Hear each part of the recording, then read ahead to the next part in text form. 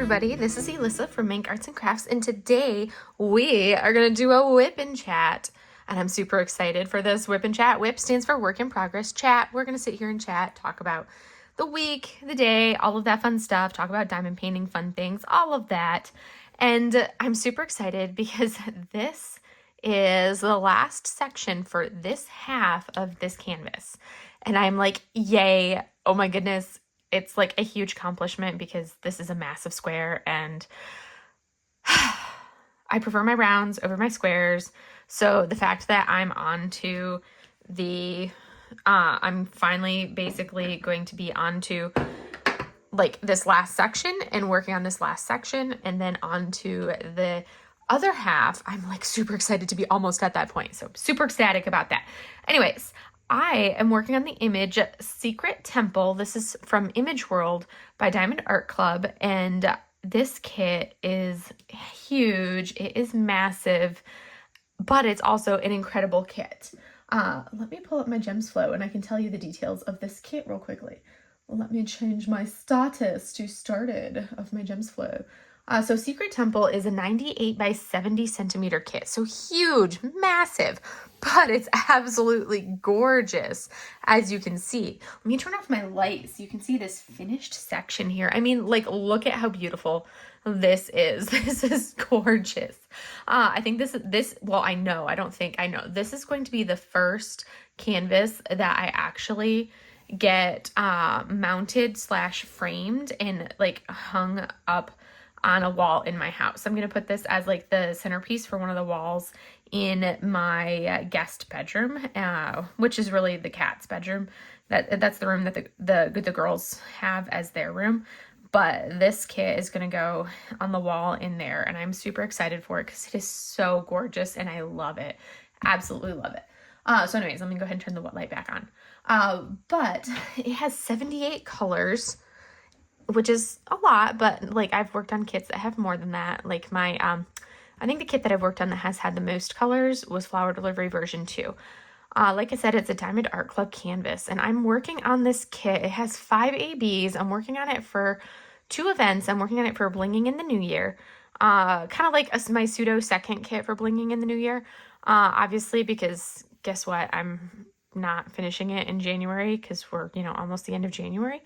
And I'm also working on it for Ticket to Ride. This is actually my kit for Ticket to Ride, and I will finish this in my plan is to finish this like the first week of February, the first few days of January,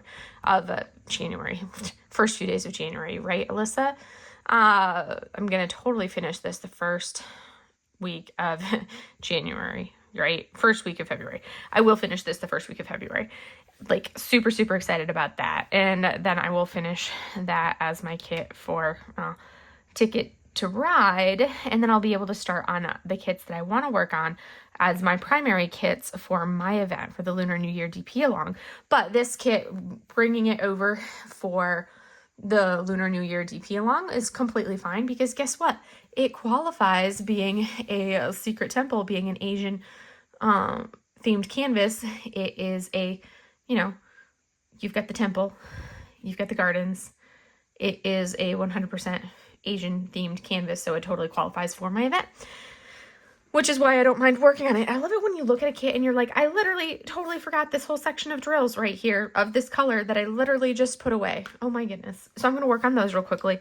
Anyways, so what tools am I working with right now? Well, I am using, as always, I always tend to use a Bella Art de Nicole tray. They are my favorite tray. I just love how it fits in my hand.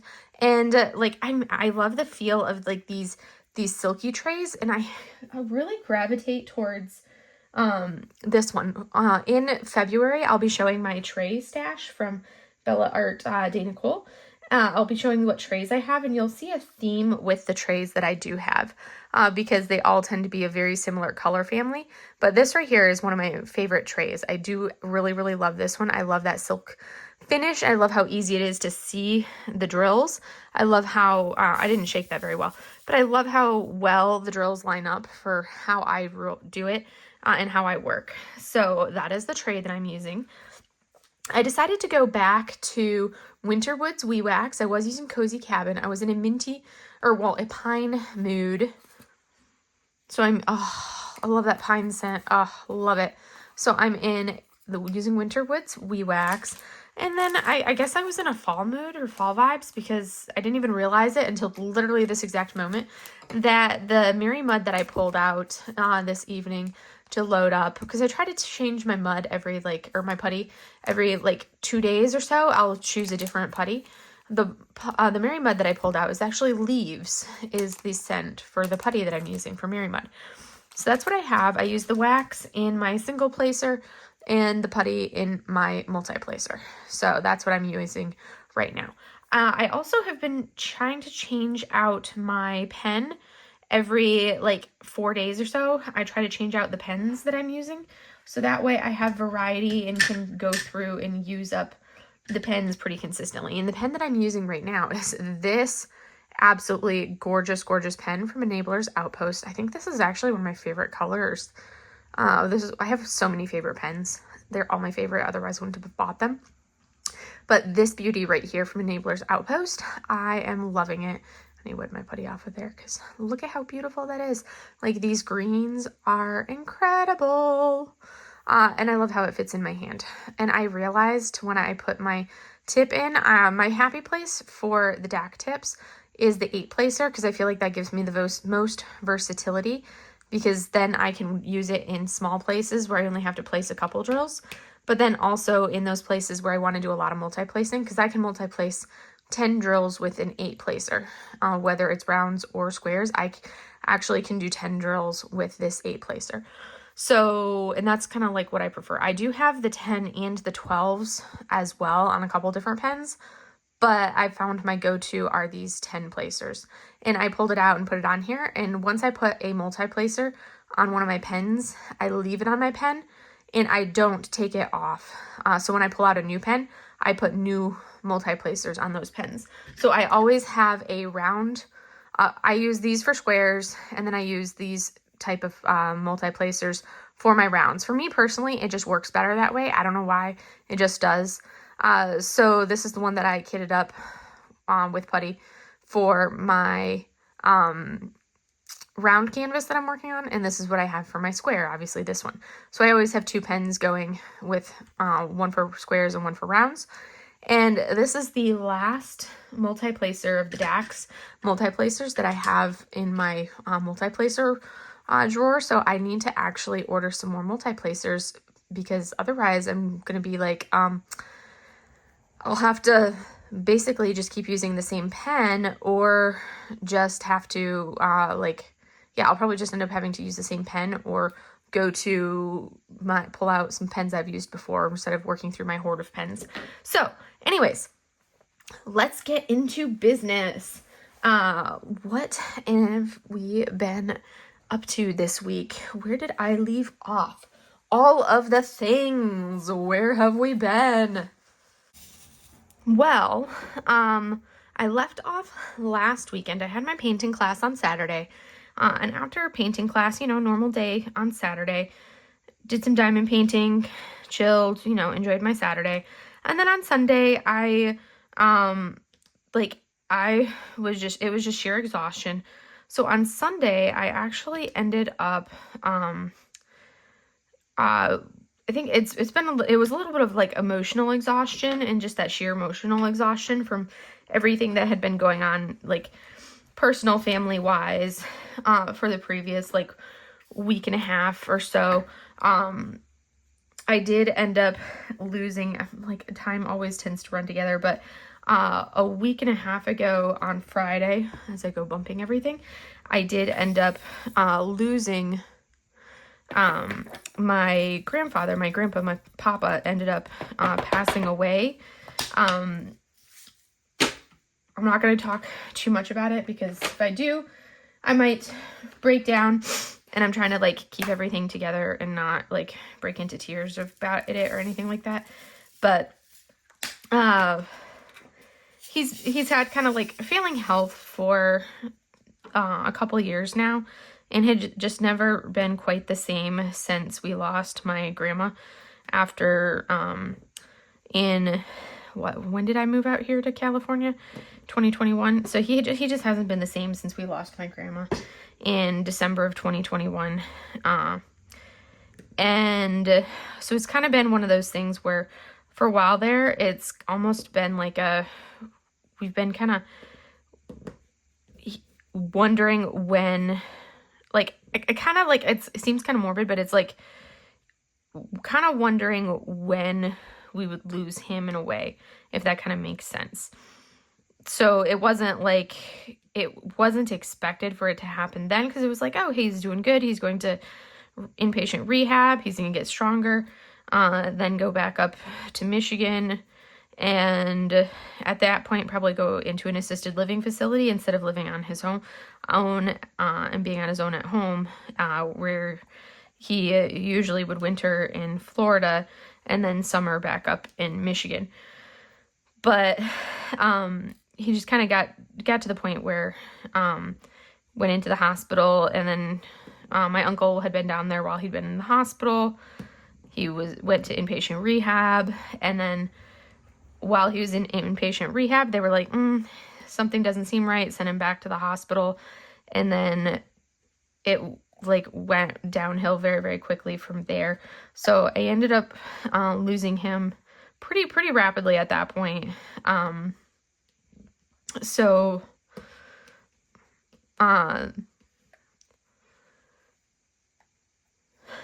there's been definitely a lot of like processing to happen with that, as you always have when you lose a loved one. And he was my last grandparent. So that's always something that, you have to deal with. Like he's literally like my last grandparent that I still had. So lost Papa. And then of course, so I think like last Sunday there was a lot of like that emotional exhaustion. When I was talking to my mom about it, we were talking and it was like, yeah, I think it was just that like sheer emotional exhaustion. Because it's like I ended up falling asleep. I'm not somebody who takes naps. I don't sleep during the day. I don't take naps. It's not a common thing for me to nap. But I ended up falling asleep like on the couch with the girls Sunday afternoon at like I was sitting there. I ended up falling asleep Sunday afternoon at like 11 o'clock or something like that. I fell asleep through like everybody's lives. And next thing I know, it's that's like a different color of pixie dust. Weird. Next thing I know, it was like, I think I briefly woke up at like 3 o'clock in the afternoon. And then next thing I know, it's like 5 o'clock in the afternoon. And I literally had slept the entire day away on Sunday afternoon. And I'm like, oh my goodness, I can't believe I did that. But I think, and a lot of it, I think, was just that sheer emotional exhaustion for everything. So it just made like that whole, it just made everything for like a very emotional week, and kind of like a little bit of like that rough week, I guess, emotionally. Because of course I'm tend to be one of those people that like, I'm not gonna like walk into work and like advertise to everybody, hey, my grandpa died. Like, that's not the kind of person that I am to kind of like go in and start talking about stuff like that. Because I like to keep work stuff work, and home stuff home. I don't really like to go, yeah, that's just not me. So anyways, so then of course, going into this week, I knew this week was going to be a long week. I was at work on Monday. I got there at like, 7 o'clock, 7:30 in the morning. I didn't leave work until 7 o'clock on Monday evening. And that was like the start of the long week. And that was just actively doing work all week long. Like I said, I left at 7 o'clock. There's going to be a couple of drills that I place up top where this section is so big that it's going to be a couple that I'm going to try to avoid some of those colors that you guys can't quite see. But there's a couple of drills of this color that I'm placing that I don't want to miss, that are kind of outside of the camera viewing distance, because this is such a big section that I'm doing. But yeah, Monday was a really long day. Tuesday wasn't quite as atrociously long, but it was kind of like, it was one of those things where Monday, my boss was like, hey, so do you have your slides ready for your brief to the skipper, which the commanding officer of the hospital? Do you have your slides ready for the brief to all of the leadership on Wednesday? And I'm like, nope, but I can have them done. Because normally, like, there's somebody when you have to do a presentation in front of the leadership like that, where they email you and they say, hey, have your slides to us for your you're slated to be on the docket for this presentation. Have your slides to us by this day. And then you're good to go. I hadn't gotten a notification of this. So I was like, well, I haven't been notified of this. So they probably rescheduled the date, of when it was, because they had rescheduled, because basically I had when it was first supposed to be, and then it had kind of gotten moved, and then it had gotten moved again, and nobody had informed me of any of these moves. I only knew about one move because I was filling in for my boss. So I was in his role. So I was in a meeting, and I saw it on the schedule that I had moved from the date it was supposed to be to a later date. And then I think it had gotten moved from that date to another date. So,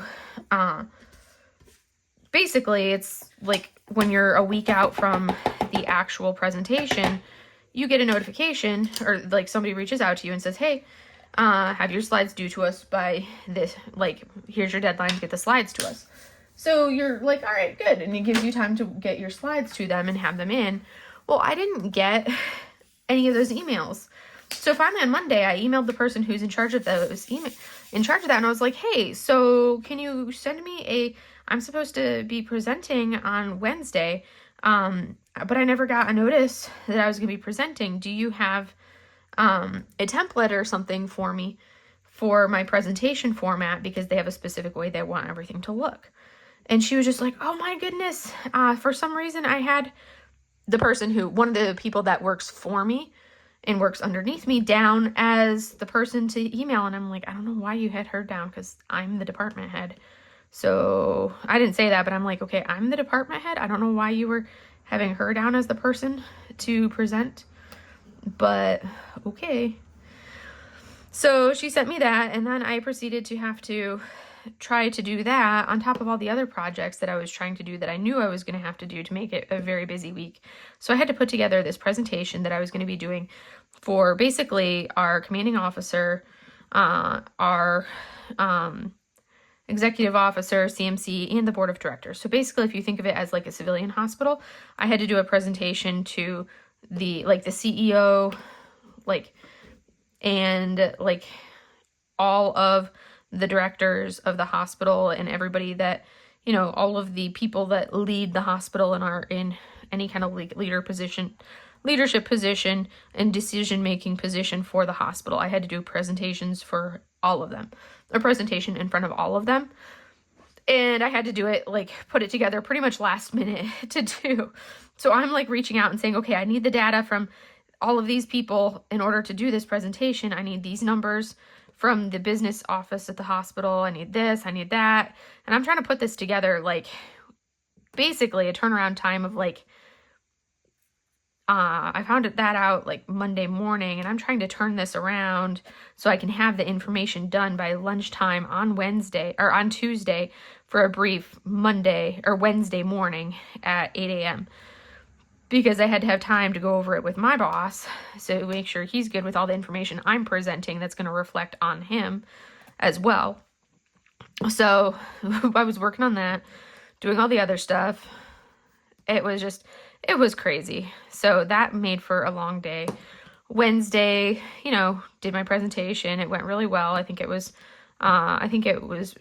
turned out very, very well. It was very received very well by the leadership. They had a lot of questions on things, which is good. My 10-minute brief, where I have 10 minutes to brief things, ended up, I walked out of there after 35 minutes because there were so many questions and had so many things to ask about the information that I was presenting about my department, which I take as a good thing because they want to know about everything. It wasn't just okay, yep, okay, move on. It means that they're actually, engaged on everything and kind of want to know my processes and my staff's processes.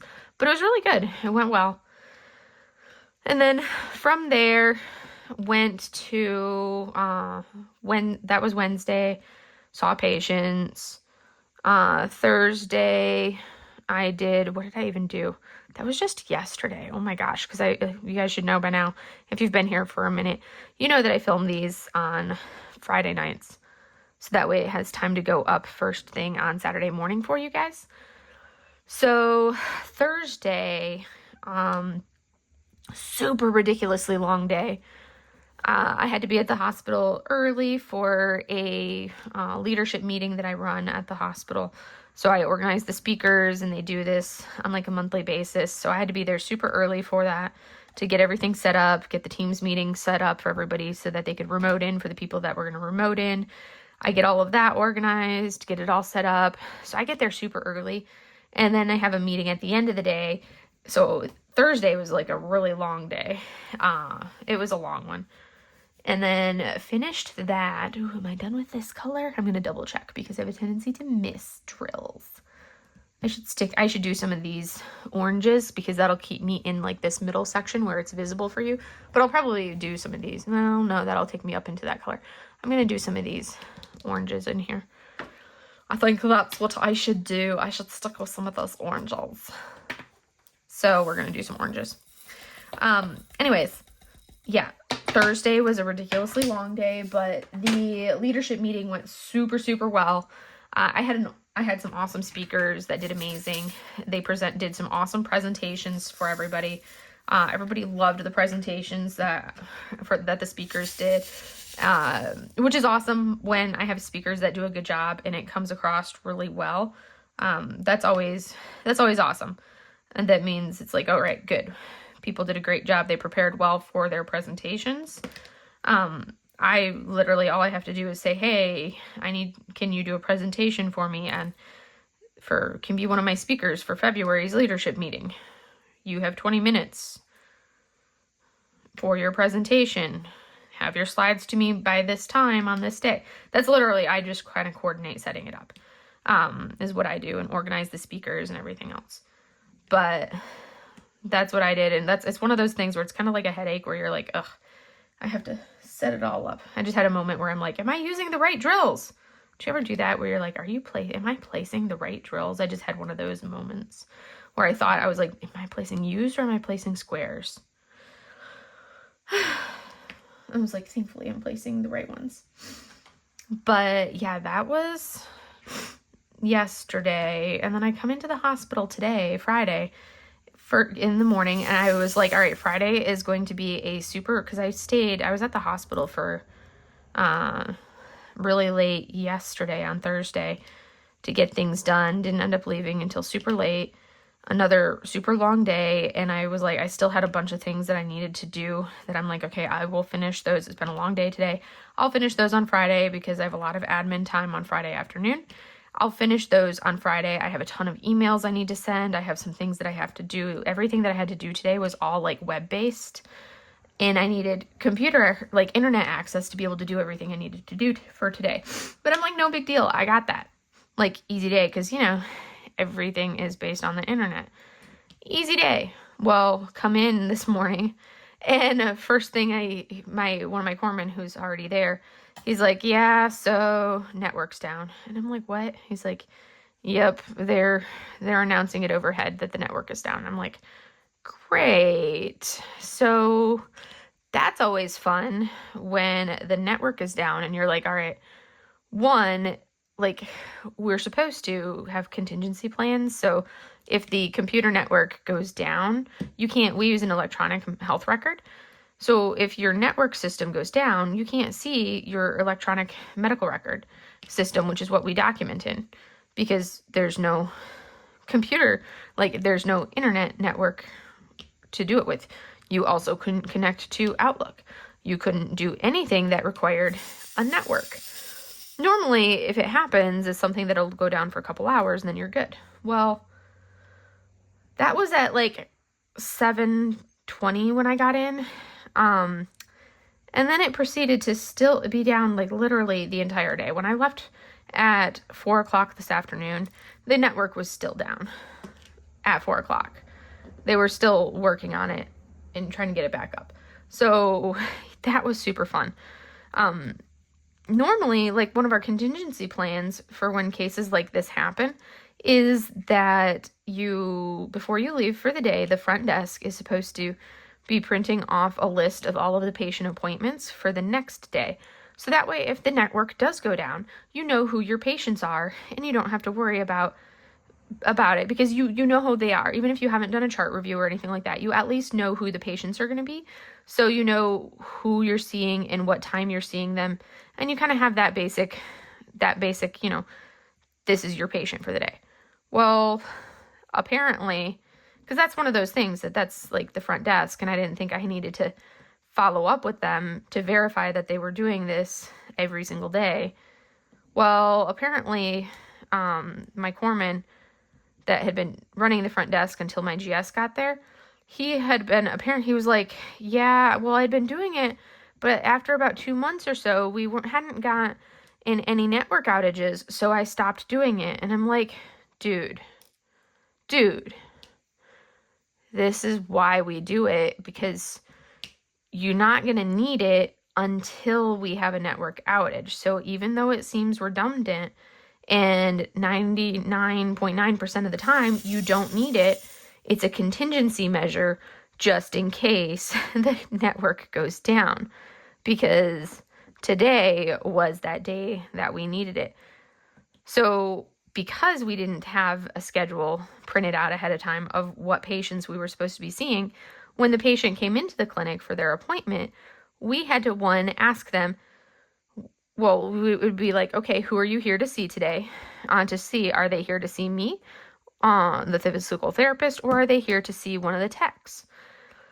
And then, and if they're like, I don't know, then it's like, okay, well, is this your first appointment, or is this, or not? Because I will have new patients that are there to see me for their first visit, or they'll be in to see the techs for treatments. So a tech is like a physical therapy assistant in the civilian world. So our military physical therapy technicians are basically the equivalent of a physical therapy assistant. So it's like, well, are you here to see a tech, one of the corpsmen, or are you here to see the therapist? I don't know. Is it your first appointment, or are you, or it would be like, okay, well, do you have, because if they don't know who they're there to see, it'd be like, is this your first visit, or have you been here before? And it's like, oh, well, I've been here before. Okay. Do you have more appointments scheduled after the appointment today? Yes. Then you're here to see a tech, because if that's their last appointment that's scheduled, then it means it's their follow-up with me. If they have more appointments scheduled, then it means that they're there for a treatment, because the last appointment that they're going to have on the schedule is going to be that follow-up appointment. So that was kind of like what we'd have to do. I think I was only supposed to see, I had like 7 or 8 patients on my schedule for this morning. I think I was supposed to see like 3, maybe 4 evaluations, which are new patients. And then the other 4 were like follow-ups. You guys, I somehow ended up seeing 6 new patients, like 6 patients that this was their first time ever coming to physical therapy. I'm like, how is this physically possible? Because I can guarantee you that some of those patients that I saw today were not on the schedule to see me. But we did not have a schedule printed out for me to verify that they were not on the schedule to see me. And we didn't know which ones were and which ones weren't. So we couldn't be like, no, you're not here, like, you're not here at the right day or right time, because we didn't have the schedule printed out. And I'm like, this is why we print the schedule at the end of the day for these purposes. Because in my realm of physical therapy, if you're doing a new evaluation, that's a 45-minute appointment. A follow-up is a 30-minute appointment. And a follow-up is a heck of a lot easier than a new evaluation. New evals are very, very like mentally draining, because that's like a follow-up. I've already evaluated you. I know what's going on with you. You're there for me to see how much progress you've made, if everything's going well, if you're improving, if you're not improving, how you're doing. But it's a lot easier to do a follow-up than it is to do a new evaluation. New evaluation's much, much harder because I have to start from scratch. I have to go through and do that full-blown evaluation, which is much more intensive. I have to do all of the tests. There's like something on my canvas here. I have to do all of my tests. I have to do everything. I have to do the full-blown subjective, which is all of the questions that I ask the patient to find out what's going on, what they're like, everything about them. It's a very intense process, and I have to then do the problem solving to then diagnose the patient and say, okay, this is what they're coming up with, what they're here for. This is what's wrong with them. This is what I need to be seeing them for. Like, this is what we need to be working on, blah, blah, blah, blah, blah. And I have to do all of that in a split second because I have to evaluate them, tell them as I'm going through doing all these tests, I have to then tell them, this is what's your diagnosis is, as in it, like, finish doing the tests and then be able to say, hey, this is your diagnosis. Not go back and sit there and pull out textbooks and review it and be like, I think this is what's going on. No, I have to be able to tell them right then and there, this is what's wrong with you. So there's a lot of mental processing that I have to do in a very short period of time when I'm evaluating a patient. It's a very involved, mentally taxing process. And it's very, very mentally draining too. Like, working with patients like that, it's very mentally draining.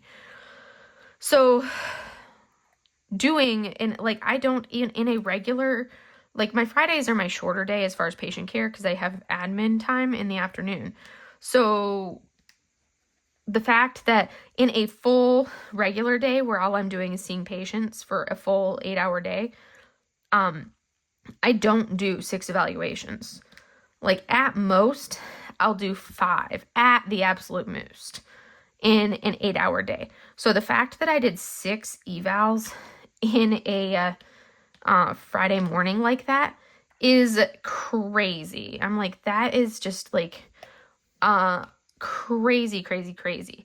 And then you have to type up those notes, and that part is just as time consuming and laborious and just as tedious as anything else. And of course, with the computer, like the network being down, you can handwrite the note, but then at some point you're going to have to type it up, because if I handwrite the note and then when the system is back up, scan it into their medical record, I'm then going to have to, next time I see the patient, I'm going to have to type everything up for their follow-up appointment. So it's easier to just type it up now in a Word document that I can then transfer into, that I can then copy and paste everything into their medical record when the system is back up next week, which is what I'll end up doing. But it's just like, oh my goodness, so much extra work when the system is down like this.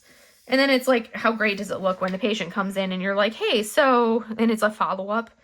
And if it's like some patients I recognize right off the bat, but I mean, when you have a patient who's a 23-year-old and they're coming in with, generic knee pain, and they're like a cookie cutter for the other like 197 patients that you're seeing with the exact same thing with generic knee pain that are like 23-year-olds who look basically the exact same, and they all are like literal cookie cutters for each other.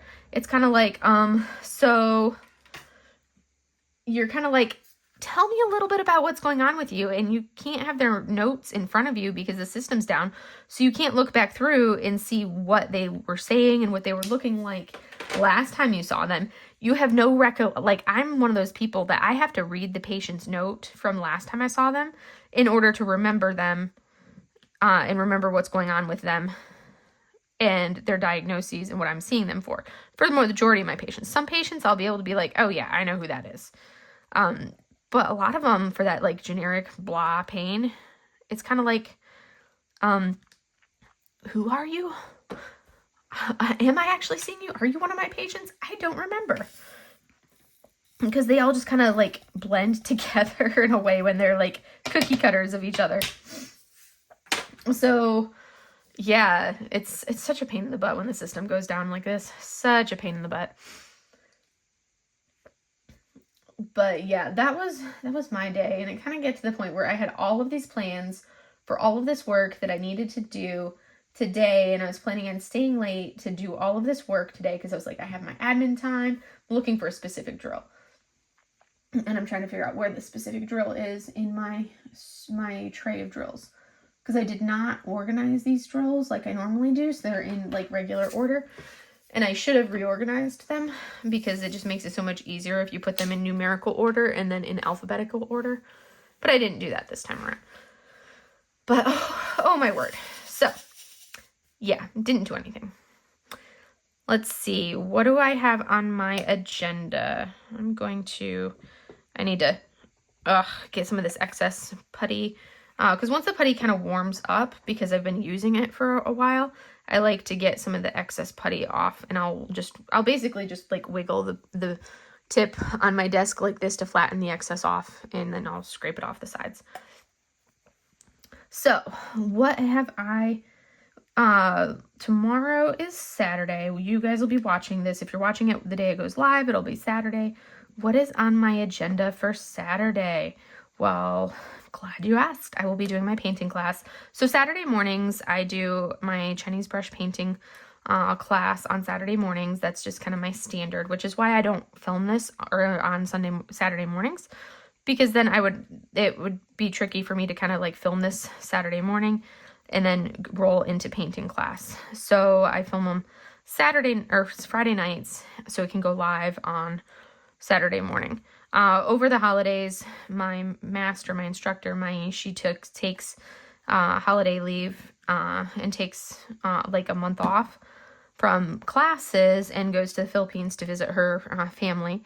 So she doesn't teach any classes in that like month to 2 months. I think this year she actually did like a 2-month period. Last year, I think she only took like a month off, but this year she did 2 months off. Spent a month of it with her family, her parents in the Philippines, and then spent the other month just kind of like with her husband and son locally in Los Angeles, which is where she's based out of.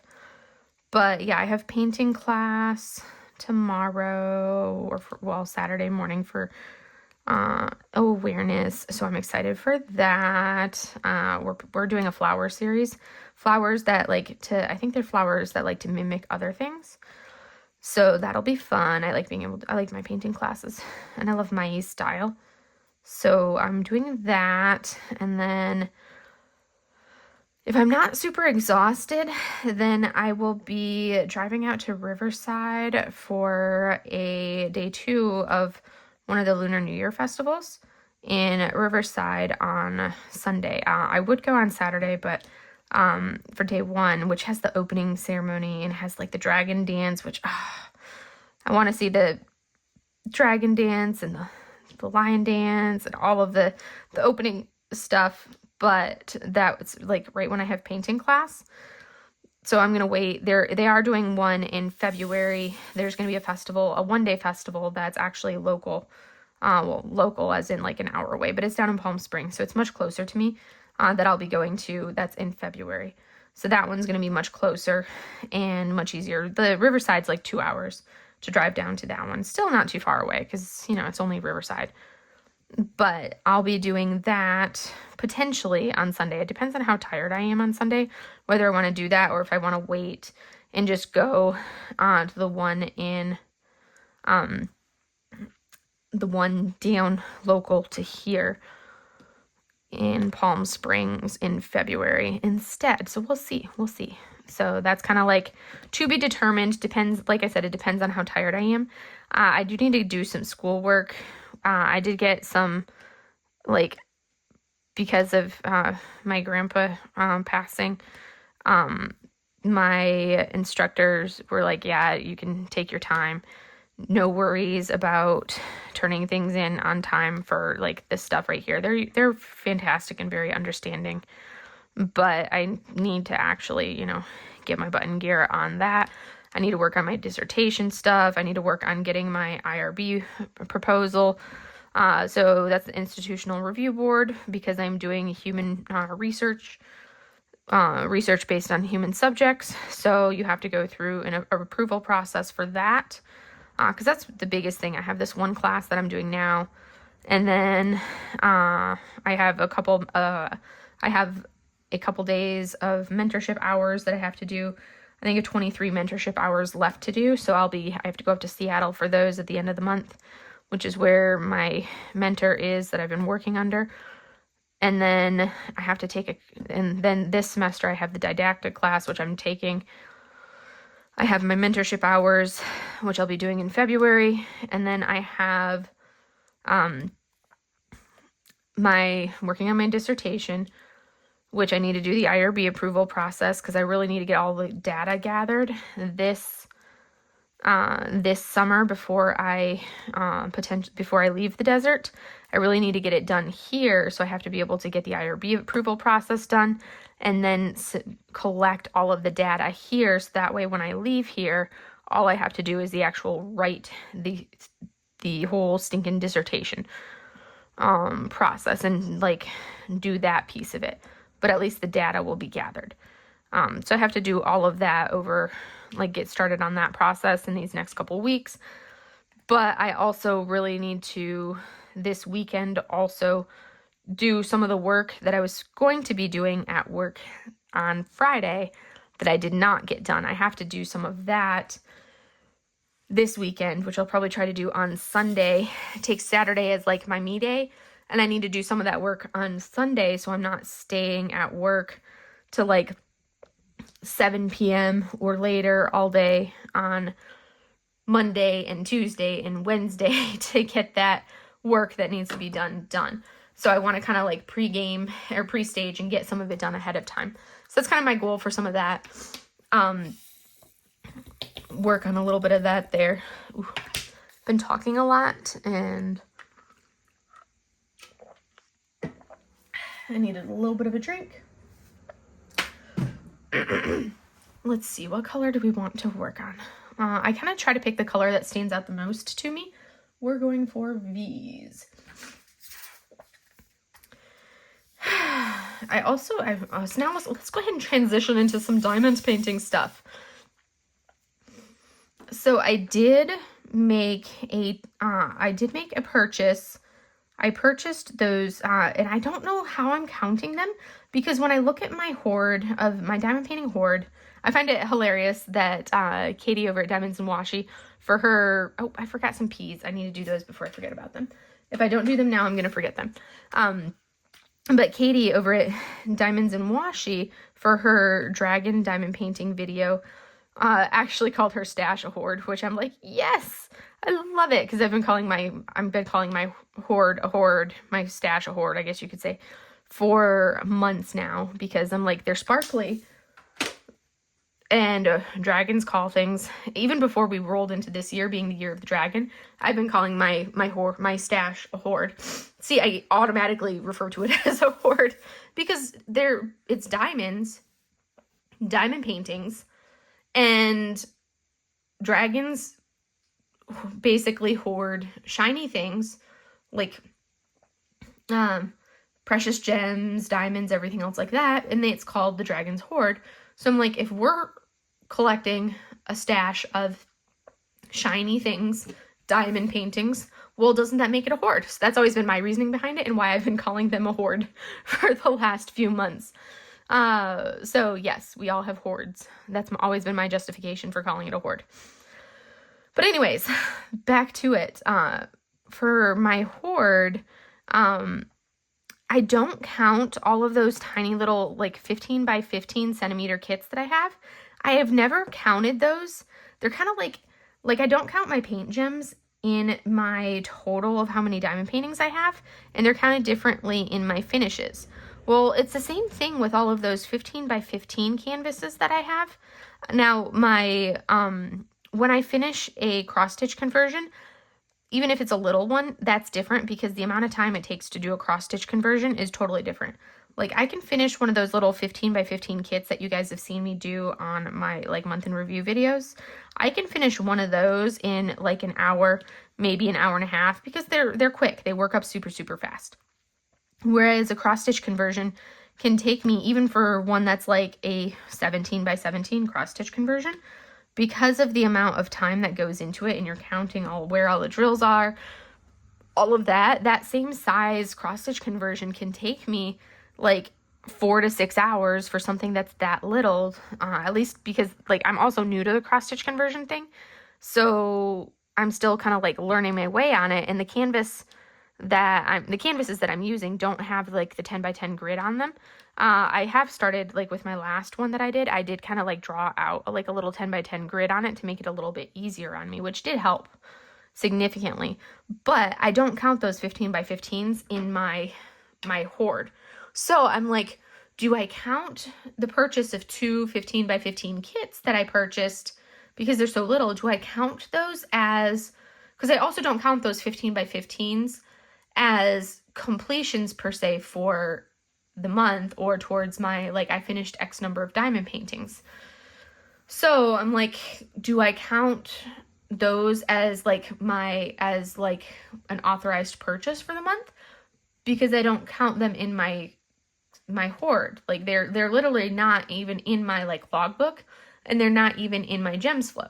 When I finish them, when I'm working on them and then finish them, I put them in my gems flow so I can log them as like saying, hey, this is how long I worked on it, this is what it looks like, all of that. Because I like to be able to have it where you can see it and everything else. But I'm like, well, depending on how I factor that in, there's always so much ridiculous like static on these stack drills. Even this one, there's enough static that they don't want to come out of their tray very well. So anyways, I did purchase, so depending on how you look at it, I did make a purchase this week. I purchased those 2 tiny 15 by 15 kits from Diamond Artisan Shop, which are master's kits. They are so awesome. So they're actually 20 by 20s. They're a tiny bit bigger. So one of them is composition with yellow, blue, black, and light blue by Mondrian.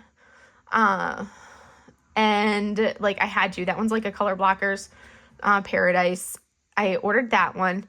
And then I also ordered a person in a small boat on a river with Mount Fuji in the background, which is a hokusai canvas. And like I'm a sucker for a hokusai, so I loved the fact that Brandy had that kit. I'm like, oh my gosh, yes! Because I have been craving, like I had already decided that I'm going to get a custom of a hokusai for Summer with the Masters for this year. I already had decided I was going to order a custom of a hokusai kit print for the event, because I'm like, I really need a beautiful hokusai that's nice quality after the really crappy quality ones that I worked on this past year for Summer with the Masters. Because I'm a sucker for a hokusai. So those I did purchase. So it's like you can kind of, maybe the two of them together count as one purchase. I don't know. It depends on how I want to consider them. I did actually log those into my gems flow, because I'm like, I'm putting them in my gems flow. I'm kind of on the fence of how I want to consider them. So I'm thinking I'm going to consider them one purchase because they're so small. They're 20 by 20, which is, if they were like a 40 by 40, I would be like, each of those is a separate purchase, obviously. But I think since they're 20 by 20s, I'm going to count them together as one kit because I'll finish them so quickly, because there's going to be so much color blockiness to them. I'm going to finish them so quickly. They'll work up super fast. So I think I decided that those together are one finish. I talked myself into it as I was talking to you guys. So that officially makes that my third purchase for the month of January, which means I have now finally purchased my authorized 3 purchases for my finishes in December. So that means that is what I was authorized to do based off of how many kits I finished in December, which I'm still doing the finish 4 by 1, which means I'm actually holding to the finish 4 by 1, which I'm like very pleased with myself. And so far, knock on wood, Diamond Art Club hasn't come out with anything in January, which means they have not come out with anything in the month of January, because now we're at the end of January. So far, Diamond Art Club has not come out with a kit that is in my exempt status from those rules. So I have also not made a purchase from Diamond Art Club in the month of January either, which I was like, hey, that's pretty awesome. So I made it the month of January with no Diamond Art Club purchases because they didn't come out with any Jenny Lee's in January. They didn't come out with any Yume Arts in January. And nothing that kind of fell into, like, if they come out with something that's like very obviously like Lunar New Year based, or like that super, super beautiful like Asian art, you know, I'm going to end up buying it. Like, that's a given. And that's something that I did give myself that caveat, but it kind of feels nice knowing that like I'm doing good and I'm like working my way down through my stash. I have already decided what, because I have technically already finished, I think basically I can't remember if I finished. Yes, I have finished 4, because I do count my cross stitch conversions as finishes because of the amount of like thought that and mental power that goes into them, even though they are small. But so I am counting those as finishes, but I am so I technically have finished 4 canvases so far in the month of January, which means I am authorized to make 1 purchase so far based off of those finishes. I'm allowed 1 purchase so far, and I've decided what that next purchase will be already. I have not made it yet, but I've decided on what it will be. That purchase is going to be Dragon City from Swartz Designs. And that kit, like, you know, you have those kits where, you know, you're like, that is beautiful, I love it, but do I really need that? And you're like, no, I can wait and hold off. But then it's like, it's the kit that just keeps, you're like, all you can do is think about that image and think about that kit. And Dragon City has been like, I literally keep thinking about that image. All I think about is that image. And I'm like, okay, the fact that I continuously am thinking about it means I need to go ahead and make that one my next purchase. And the reason why the only reason I had not already purchased that one as like before I even bought the 2 Diamond Artisan Shop little ones, the reason why that didn't become my third purchase for the month from my December finishes, my third purchase for the month of January. The only reason I hadn't already done that as my third purchase was because it is a massive square, and I'm trying to limit my massive square purchases. So that's literally the only reason I hadn't already purchased it. That was it. The one reason. Because I'm trying to say, no, I want rounds, or if I'm going to do a square, a small square. I'm trying to avoid these massive squares like this. Because it's like, yeah, I can do it, but I much rather be working on a round instead of a massive square. Give me a round all day long. Yeah, it's still enjoyable and relaxing to do this, but those massive squares, not as enjoyable for me as working on a round. I'll work on a round of the same size in a heartbeat. So anyways, that was kind of like the only reason that I had not purchased it yet, but I was like, no, I keep coming back to it. I'm like, I need to just bite the bullet and do it anyways, regardless of how much I'm like, but it's a square. I need to just do it, suck it up and buy it. And then on Friday night tonight, Abigail showed it on her live, which I was on for her birthday live. And I'm like, yes, seeing the canvas on her live, I'm like 100% yes. I am definitely, because I was kind of like at that like 99% sure that I was going to be ordering it, and then seeing it, I'm like, yes, that is an absolute, I will be ordering it. So that's gonna be the next one that I do purchase. We'll just see when I purchase it. I have to decide. So I am doing really good though, but bottom line, yes, I'm holding well to my finish for buy one. Granted, we're still early. We're still in, you know, January.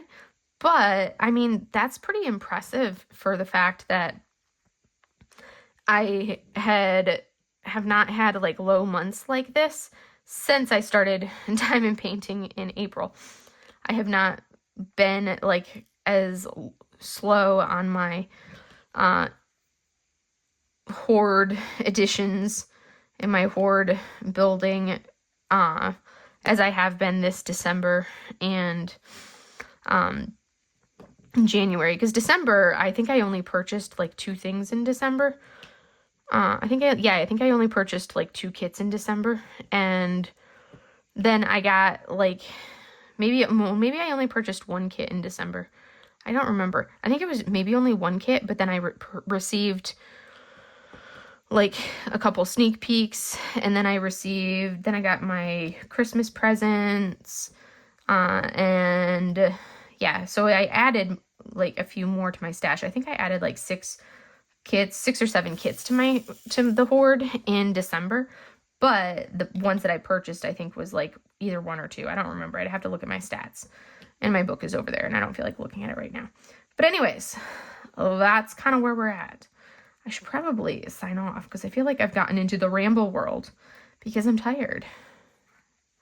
And yeah, I'm toasty. I'm tired and I'm toasty because when I talk a lot, and I'm tired, so when I get tired, I get warm. It's something I get from my dad. I get like super hot and toasty when I get tired. And yes, I'm definitely on that toasty side.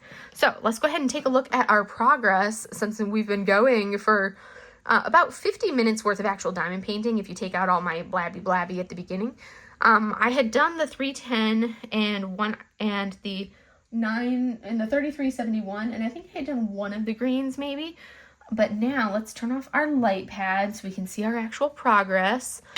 And let's see where we're at. Look at this. We've made some really good progress because this is our line right here. I'm going to bring it back a little bit so you guys can see. That's how far up that section goes. So you can see why it was like I couldn't quite fit the whole section in that area because this is a 70 centimeter tall canvas, and so that means this is a 35 centimeter section. So it's a big section right there. But yeah, that is this section. And we've made some really good progress. So I am going to let you guys go. I hope you guys have a wonderful rest of your evening, afternoon, weekend, whatever it is that you are at. I hope you guys enjoy it. And I will see you guys in the next video. Have a great day, everybody. Bye.